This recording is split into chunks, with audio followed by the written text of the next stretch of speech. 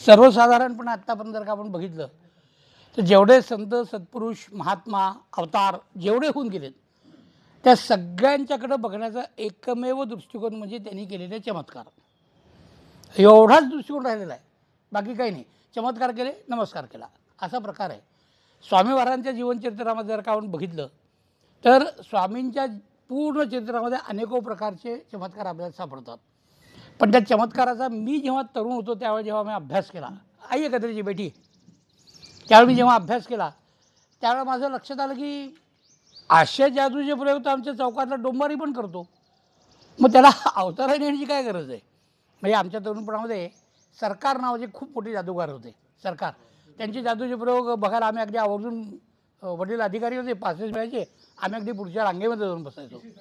PC सरकार तर, आणि रघुवीर तर होते, प्रश्नच नाही. मग ते असं जग ठेवलेला, थोडा जग उलटा केलं की पाणी, परत ठेवून द्यायचे, परत थोडा केलं की परत त्याच्यात आपोआप पाणी यायचं. म्हणजे हा जो सगळा प्रयोग आहे, म्हणजे मग PC सरकार काय, रघुवीर जादूगार काय आणि स्वामी महाराज काय. मग आपण यांना जादूगार म्हटलं पाहिजे ना, अवतार का म्हणतो आपण यांना. याच्यावरती माझं तारुण्य पूर्ण खर्च केलेलं आहे. म्हणजे मला फार, मी अक्कलकोटला गेलो की मी नमस्कार काय करतो मला असं. मग हळूहळू लक्षात आलं की हे अवतारी महात्मा जे असतात ना, यांचं जे कार्य आहे, हे कार्य नेहमी अभ्यास करून हुडकून काढावं लागतं. ते सहजासहजी लोकांच्या दृष्टीला येत नाही.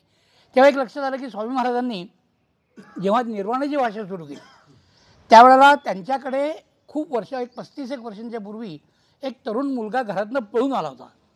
आणि तो का पळून आला होता तर त्याच्या घरची, त्याचे वडील जे होते ते व्याजारी पैसे देणे, सावकारीचा धंदा, आणि घरात बघाल तिकडं पैसा, तिकडं बघाल तिकडं पैसा. ते पैसे बघून बघून हा कंटाळून गेला. शेवटी नको, मला घर नको, ते आईबाप नको, म्हणून घरातनं पळून गेला. तो अक्कलकोटला आला. अक्कलकोटला स्वामींच्या सेवेमध्ये लागला. तो स्वामींच्या सेवेमध्ये पुढं त्या मुलाला स्वामींच्या सेवेशिवाय आयुष्यात कुठलाही अनुभव नाही. आणि मग शेवटी मग स्वामींनी काय केलं, निर्वाणाची भाषा सुरू केली. भगवत धाम से आए हैं, भगवत धाम जाएंगे, हम औदुंबर से आए हैं, हम औदुंबर जाएंगे, अशी निर्वाणाची भाषा सुरू केली. लोकांना तसं बोलू लागले. तेव्हा हा मुलगा जो होता तो जरा गडबडला. तेव्हा स्वामी, तुम्ही निर्वाणाची भाषा करू लागलेले आहात, मला जगाचा अनुभवच नाही काही, तुमच्याशिवाय मी जग बघितलेलंच नाही. म्हणजे या वटवृक्षाखालनं बाहेर बाजारात जाऊन मी बघितलेलं नाही कधी, मी पुढं काय करायचं. तेव्हा स्वामींनी त्या मुलाला सांगितलं की अरे बाबा, ज्याला रवाना करायचं असतं त्याला प्रसाद द्यायचा असतो. तर पादुका घे, रवाना हो, पिढा घे, रवाना हो, लाडू घे, रवाना हो, असं त्याला प्रसाद गीताची बेटी हा प्रसाद देऊन तुला रवाना करायचं नाही आहे, तुला पुढं कार्य करायचं आहे असं म्हणून त्यांना स्वतःच्या अंगावरची एक छाटी म्हणजे लंगोटी ती काढून दिली. त्यानंतर हातामध्ये त्यांची एक अंगठी होती, त्याची स्वामी असं कोरलेलं होतं, ती अंगठी काढून दिली. स्वतःचा दंड, राजदंड आपण ज्याला म्हणतो तो दंड दिला. स्वामींचा एक शिक्का होता, पत्रव्यवहार करायचा, त्याच्यावरची जी राजमुद्रा असते त्याचा एक शिक्का होता, तो शिक्का दिला. स्वतःच्या पायातल्या चर्मपादुका ताबडतोब काढून दिल्या आणि त्यांना सांगितलं अजून काही वस्तू आहेत. स्वामींच्याकडे एक मापटं होतं, आपल्या जुन्या लोकांना माहिती असेल, असं बारीक व्हायचं, पुढं मोठं व्हायचं. हां, तर त्याने असं धान्य मोजायचं. स्वामी कुणाच्या घरात जाऊन धान्य मोजत बसायचे.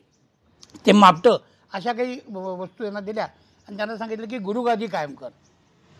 त्याच्यानंतर स्वामींनी देह सोडला. देह सोडल्यानंतर या सगळ्या वस्तू यांनी घेतल्या आणि हे एका अशा मोकळ्या जागेमध्ये येऊन बसले, रडत बसले. आपले छोटीशी झोपडी बांधली, रडत बसले. पुढं करायचं काय आता. 3 दिवस झाले, 4 दिवस झाले. 4 दिवस रडत जेव्हा गेले तेव्हा स्वामी असे कमरेवरती हात ठेवलेले, दत्त म्हणून पुढे उभे. दत्तांचे अवतार असते त्यामुळे ते समोर उभे. स्वामी शिवाय फार त्याचे, आपल्याला त्यांचं चरित्र माहीत असेल तर कदाचित कल्पना येईल. आणि त्यांना म्हणतात का रे भोसडीच्या, मेलो समजतोस काय, हां, गुरुवादी कायम कर, स्वामी भक्तीचा प्रसार कर, ही तुला आज्ञा दिलेली म्हणून. मग खडबडून जागे झाले. तिथे एक चौरंग ठेवला, त्या चौरंगावरती स्वामींच्या पादुका ठेवल्या आणि तिथून स्वामी भक्तीचा प्रचार सुरू केला.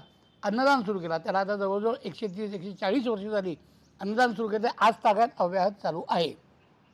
अन्नदान सुरू केलं. हळूहळू कार्य वाढत चाललं. मग त्या जागेचे जे मूळ मालक होते ते तिथले राजे भोसले, ते त्यांना भेटायला आले. ते म्हणजे चांगलं कार्य चाललेलं आहे, पण ही जागा आमची आहे, आता काय करायचं. म्हणजे जागेचं दानपत्र करून देतो म्हणून त्यांना जागेचं दानपत्र करून दिलं. ते तो जो मुलगा जे पुढे नावारूपाला आले ते बाळप्पा महाराज ह्या नावाने ओळखले गेले. बाळप्पा महाराजांनी पुढं पूर्ण भारतभरामध्ये अनेक स्वामींचे मठ स्थापन केले. आणि पुढं बाळप्पा महाराजांचा जेव्हा देहत्याग करण्याचा प्रसंग जवळ आला त्यावेळी त्यांना अशी चिंता पडली की इथून पुढं आपण काय करणार आहोत. आता आपल्याला गुरुगादी कायम करायला सांगितलेली आहे, गुरुगादीवरती बसायला सांगितलेलं नाही आहे.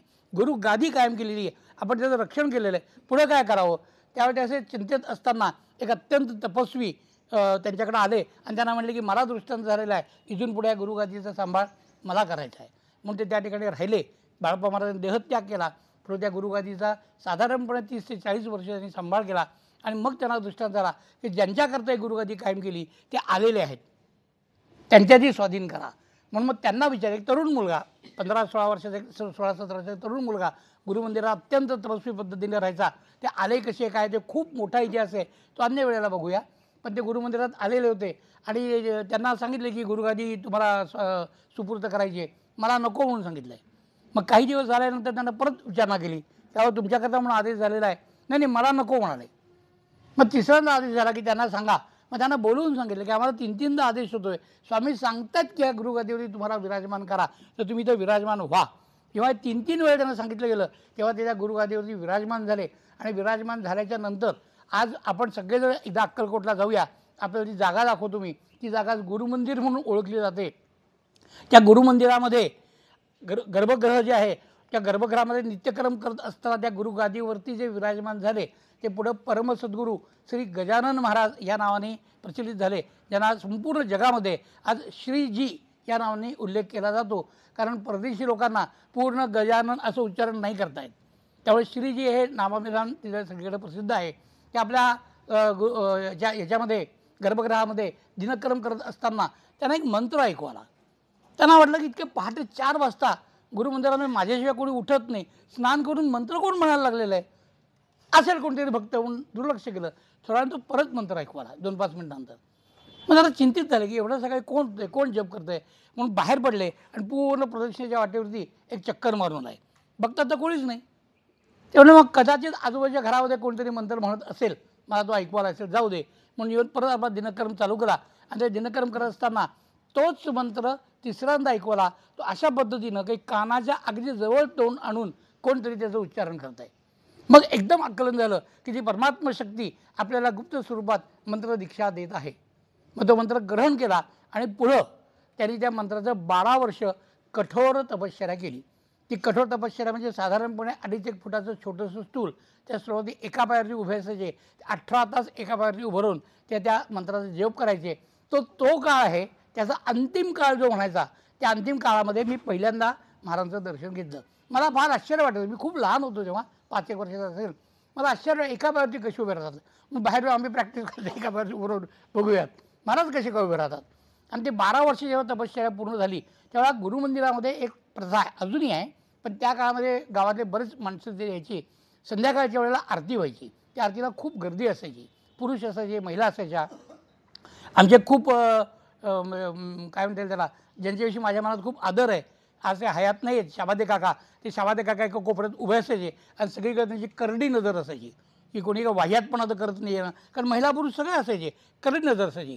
त्या दिवशी ते उभे होते आणि ती करडी नजर त्यांची सगळीकडे असताना त्यांच्या असं लक्षात आलं की या गुरुमंदिराच्या सभामंडपाच्या मध्यावरती एक उंचे पुरे बलदंड असे कोणतरी एक संन्यासी उभे आहेत, दाढी आहे, जटा आहे आणि तेजस्वी दिसत आहेत. त्यांनी विचार केला की आरती झाल्यानंतर आपण त्यांच्याकडे चौकशी करूया की आपण कोण आहात, कुठनं आलात, प्रसाद घेणार आहात का वगैरे वगैरे. म्हणून ते वाट बघत उभे राहिले.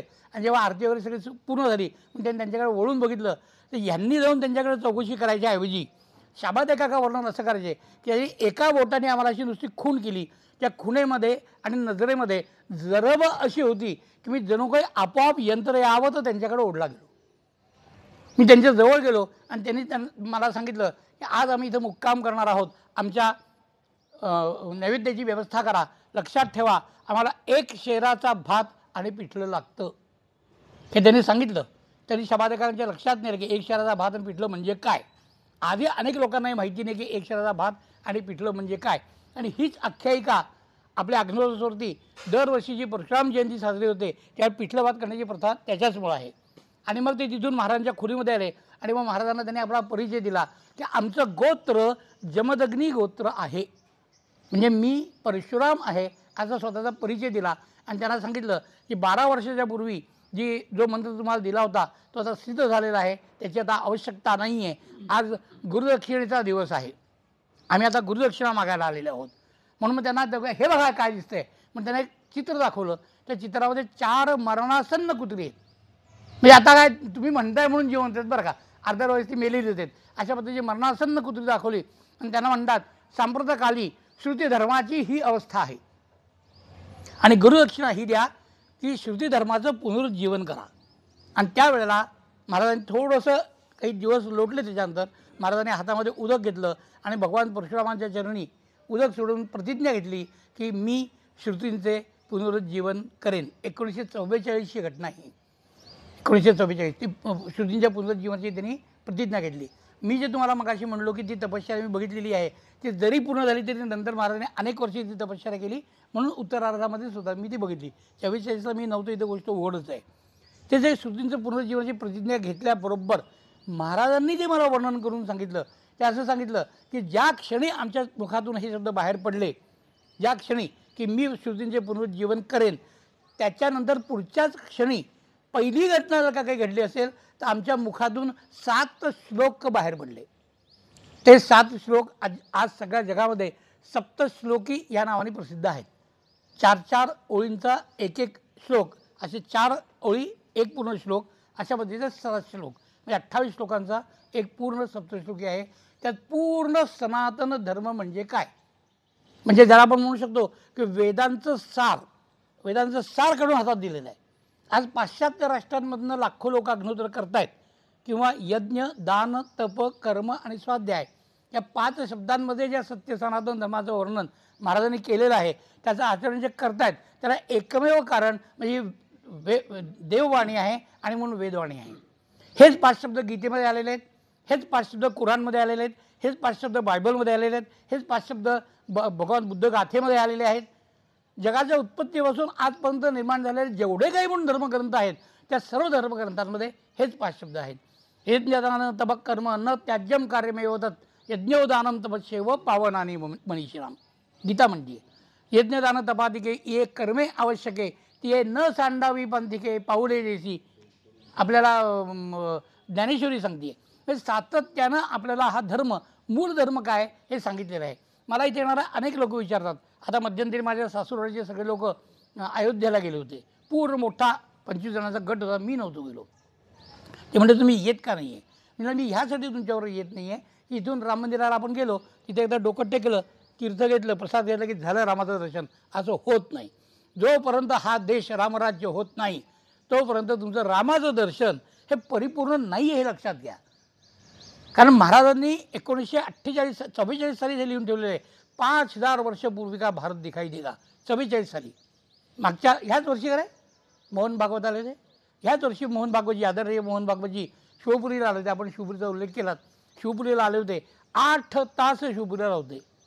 तेव्हा आत्ता जे गादीवरती विराजमान महाराजांचे नातू आहेत त्यांच्या मातोश्री म्हणल्या बरं झालं अनायसे आला होता, ते आलात ते बरं झालं. त्यामुळे मी अनायसे आलेलो नाही आहे, मी शिवपुरीला येण्यासाठीच आलेलो आहे. मला आणि कुठं जायचंच नाही, मला फक्त इथंच थांबायचं आहे. 8 तास तिथं होते. तिथंच त्यांनी भोजन केलं आणि अत्यंत संतोष व्यक्त केला की दोन्ही कार्य एकच आहेत. एक बाजू मी सांभाळतोय, एक बाजू तुम्ही सांभाळताय. आपण सनातन म्हणतो. मला लोक म्हणतात हे बुट्टू लावणं म्हणजे सनातन आहे का. सनातनचा भाग आहे. पारायण करणं म्हणजे सनातन आहे का. पूर्ण सनातन नाही. सनातनच्या मध्ये येणारा तप याच्यातला एक भाग पारायण आहे. अभिषेक करणं चुकीचं आहे का. अजिबात चुकीचं नाही आहे. एका ठिकाणी 4 तास बसून दाखवा बरं, नुसतं बसून दाखवा. 4 तास सोडा हो, 10 मिनिटं एका जागी बसून दाखवा. कोणी बसू शकत नाही. पण अभिषेकासाठी जेव्हा मनुष्य तास दीड तास एका जागी एक निश्चय करून बसतो ते तप आहे. आणि ते सत्य सनातन धर्मामधल्या तप या अंतर्गत येणारी एक क्रिया आहे. जेवढ्या काही परंपरा आमच्याकडे आलेल्या आहेत त्या तप या अंतर्गत आलेल्या आहेत. आता तपाच्या बरोबर यज्ञ, दान, कर्म आणि स्वाध्याय ही जोड आपल्याला द्यायची आहे. आणि ती जोड देऊन संपूर्ण सत्य सनातन धर्म, जसं आता काका म्हणले योग आवश्यक आहे. मी जर का असं म्हणलो की मी अग्निहोत्र करतोय, हवन करतो, यज्ञ करतो, आपोआप माझी तब्येत चांगली राहील. आपण हवन करून घेऊ. सुगंधिं पुष्टिवर्धनम उर्वारुकमिव वंदनान् मृत्योर्मुक्षीयमामृतात् स्वाहा.